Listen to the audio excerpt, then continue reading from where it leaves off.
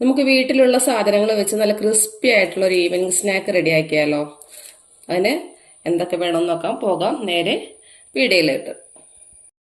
നമ്മളിത് ഈ സൈസുള്ള ഒരു 3 ഉരുളക്കിഴങ്ങ് എടുത്തിട്ടുണ്ട്. ഇനി നമുക്കിതിൻ്റെ തൊലി ഒന്ന് കളഞ്ഞെടുക്കാവേ.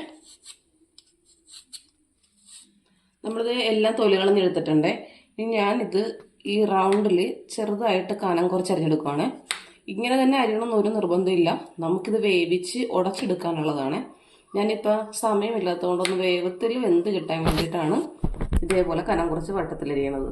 ഇപ്പം ഒരു ഉരുളക്കിഴങ്ങ് ഫുള്ളായിട്ടിട്ട് കുക്കറിലിട്ടൊരു വിസിൽ കേൾപ്പിച്ചാലും മതി. എന്നിട്ട് നമുക്ക് കൈ കൊണ്ട് ഉടച്ചെടുക്കാനുള്ളതാണ്. അപ്പം ഞാനിപ്പോൾ വേഗത്തിൽ കിട്ടാൻ വേണ്ടിയിട്ട് ഈ സൈസിൽ അരിഞ്ഞെടുക്കണം.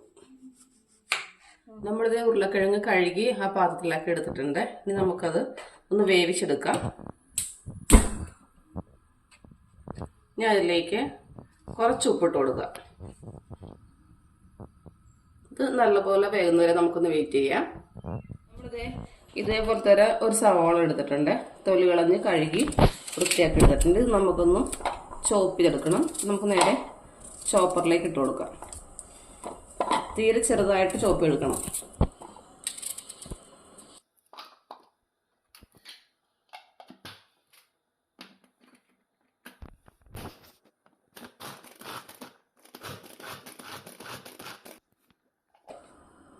സവാള നമ്മളിതാ ചെറുതായിട്ട് ചോപ്പ് ചെയ്തിട്ടുണ്ട്. ഇത് നമുക്കൊരു പാത്രത്തിലേക്ക് മാറ്റി വെക്കാം. നമ്മുടെ ഉരുളക്കിഴങ്ങ് നന്നായിട്ട് തിളച്ചിട്ടുണ്ട്. ഒരു 5 മിനിറ്റ് കൊണ്ട് നമുക്ക് വെന്ത് കിട്ടാം. നമ്മൾ കനം കുറച്ചില്ലായിരുന്നിരിക്കണത്. അപ്പോൾ വേഗം നമുക്ക് വെന്ത് കിട്ടും. അത് വെന്തതിന് ശേഷം ബാക്കി ഇത് ഉരുളക്കിഴങ്ങ് നല്ലതുപോലെ വെന്തിട്ടുണ്ട്. നമുക്കിതിനി ഈ വെള്ളത്തിൽ നിന്ന് കോരി മാറ്റാവേ.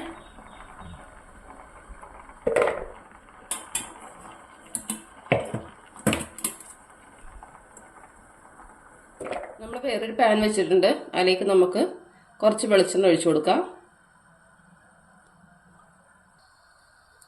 നമ്മൾ നേരത്തെ സ്റ്റോപ്പ് ചെയ്ത് വെച്ചിരുന്ന ഒരു സവോളയും അതിൻ്റെ കൂടെ 1 സ്പൂൺ മല്ലിയില അരിഞ്ഞതും 1 പച്ചമുളക് വട്ടത്തിലരിഞ്ഞതും ഇത് നമുക്ക് എണ്ണയിലേക്ക് ചേർത്ത് കൊടുക്കാം.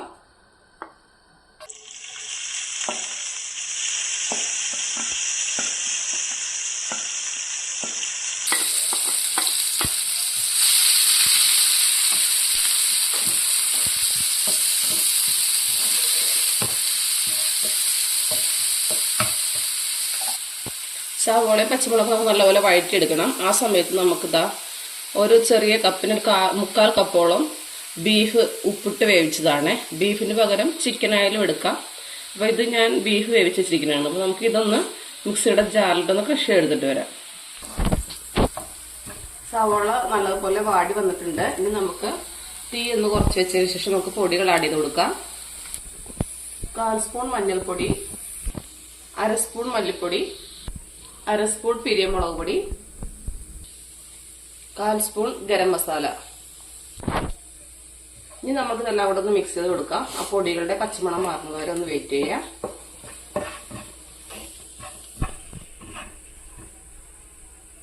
ഇനി ഇതിലേക്ക് നമുക്ക് നേരത്തെ ഫ്രഷ് കൊണ്ടുപോയി ബീഫില്ലേ അത് ആഡ് ചെയ്ത് കൊടുക്കാവേ.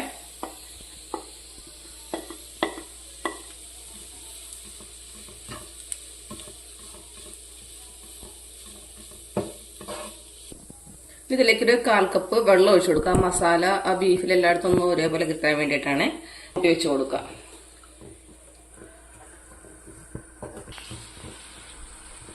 നമ്മളിത് വെള്ളം ഒഴിച്ച് മസാലയും ബീഫും എല്ലാം നല്ലപോലെ മിക്സ് ആയിട്ടുണ്ട്. നമുക്കിനി ഈ വെള്ളം വറ്റുന്നത് വരെ ഒന്ന് വെയിറ്റ് ചെയ്യാം. ഇനി നമ്മൾ ആദ്യം വേവിച്ച് വെച്ചിരുന്ന ഉരുളക്കിഴങ്ങില്ലേ അത് നല്ലപോലെ ഒന്ന് ഉടച്ചെടുക്കാവേ. ഫ്ലാഷിട് നമ്മുടെ മസാലയിലെ വെള്ളമൊക്കെ പോയിട്ടുണ്ട് കേട്ടോ. അതാ ഇത്രയും ഡ്രൈ ആയി കിട്ടിയിട്ടുണ്ട്. നമുക്കിതിന് തീ ഓഫ് ചെയ്യാം. നമ്മൾ ഉരുളക്കിഴങ്ങ് ഫോർക്ക് കൊണ്ട് ഉടച്ചിട്ട് നല്ലപോലെ ഉടയാത്തത് കൊണ്ടുപോയാൽ നമുക്ക് ഇതുപോലെ ഫൈനായിട്ട് കിട്ടണം. അപ്പം നമ്മൾ കൈ കൊണ്ട് ഉടച്ചിട്ടുണ്ടെങ്കിൽ കുറേ സമയം പിടിക്കും. അപ്പോൾ ഞാൻ നേരെ മിക്സിയുടെ ജാറിലിട്ടിട്ട് ഇതേപോലെ ക്രഷ് ചെയ്തെടുത്തിട്ടുണ്ട്. നമുക്ക് ഈ ഒരു പരുവത്തിൽ കിട്ടണം. ഇനി ഇതിലേക്ക് നമുക്കിതാ 2 കപ്പ് കോൺഫ്ലോർ ഇട്ട് കൊടുക്കാം. ഇപ്പം ഞാൻ 1 കപ്പ് ആഡ് ചെയ്യുന്നുണ്ട്. ഇനി 1 കപ്പും കൂടെ നമുക്ക് ഇട്ട് കൊടുക്കാം. അടുത്ത കപ്പും കൂടി ഇട്ട് കൊടുക്കുവാണേ. ഇതിലേക്ക് 1 സ്പൂൺ മല്ലിയില അരിഞ്ഞത്,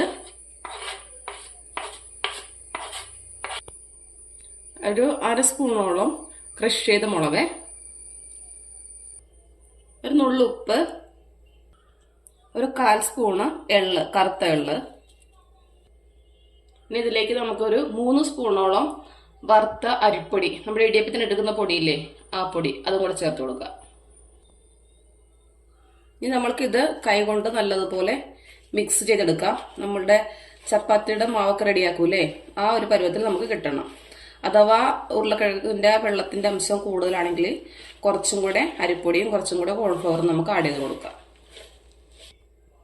വെള്ളത്തിന്റെ അംശം കുറച്ചും കൂടെ കൂടുതലാണ്, അപ്പൊ എന്താ ഒരു 1/2 കപ്പ് കോൺഫ്ലവറും കൂടെ ആഡ് ചെയ്തിട്ടുണ്ടേ. നമ്മളിത് എല്ലാം കുഴച്ചെടുത്തിട്ടുണ്ട്. അവസാനം ആകുമ്പോഴത്തേന് കയ്യിലൊക്കെ ഒട്ടിപ്പിടിക്കാൻ ചാൻസ് ഉണ്ട്, ഉരുളക്കിഴങ്ങ് ആയതുകൊണ്ട് തന്നെ. അപ്പോഴത്തേന് കയ്യിൽ ഇച്ചിരി ഓയിൽ തീർത്തിട്ട് ഇതേപോലെ ഞാൻ ഇച്ചിരി ഓയിൽ ഒഴിച്ചിട്ടുണ്ടെന്ന് ആ വീഡിയോ മിസ്സായിട്ടുണ്ട്.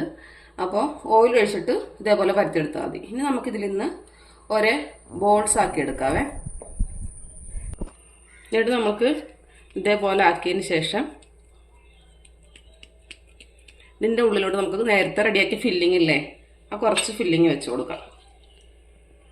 1 സ്പൂൺ ഫില്ലിങ് വെച്ച് കൊടുക്കാം.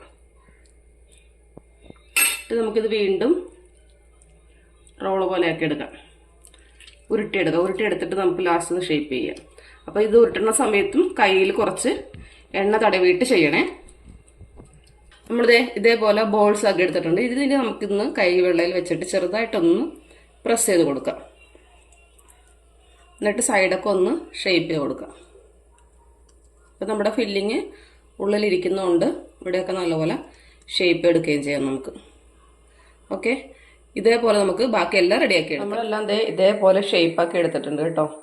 ഇത്രയും പീസാണ് നമുക്ക് അത്രയും മാവിൽ നിന്ന് കിട്ടിയത്. ഇതെല്ലാം നമുക്കൊന്ന് ഫ്രൈ ആക്കി എടുക്കണം. പാൻ വെച്ചിട്ടുണ്ട്, അതിലേക്ക് കുറച്ച് ഓയിൽ ഒഴിച്ച് കൊടുക്കാം. ഡീപ് ഫ്രൈ ചെയ്യേണ്ട, ഷാലോ ഫ്രൈ ചെയ്തെടുത്താൽ മതി. എണ്ണ നല്ലപോലെ ചൂടായിട്ടുണ്ട്. തീ നമുക്ക് തീരെ സ്ലിമ്മിലോട്ട് വെക്കാം, ഇല്ലെങ്കിൽ വേഗം കരിഞ്ഞു പോകും. നമുക്ക് ഓരോന്നോരോന്നതിലേക്ക് ഇട്ട് കൊടുക്കാം.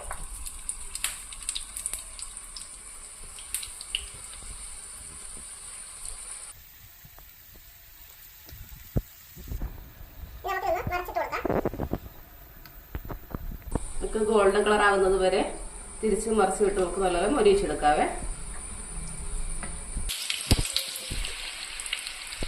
അപ്പോൾ നമ്മൾ ആദ്യം ഇട്ടത് നല്ലതുപോലെ മൊരിഞ്ഞ് വന്നിട്ടുണ്ട്. ഇത് നമുക്കിത് എണ്ണയിൽ നിന്ന് കോരിയെടുക്കാം. ഇത് ബാക്കി ഇരിക്കുന്നതെല്ലാം നമുക്ക് ഇതേപോലെ. അങ്ങനെ നമ്മുടെ ഉരുളക്കിഴങ്ങ് വെച്ചിട്ടുള്ള ക്രിസ്പി ആയിട്ടുള്ള സ്നാക്ക് റെഡി ആയി കഴിഞ്ഞ് എല്ലാവരും ഒന്ന് ട്രൈ ചെയ്ത് നോക്കുക. അടുത്ത വീഡിയോയുമായി നമുക്ക് വീണ്ടും കാണാം.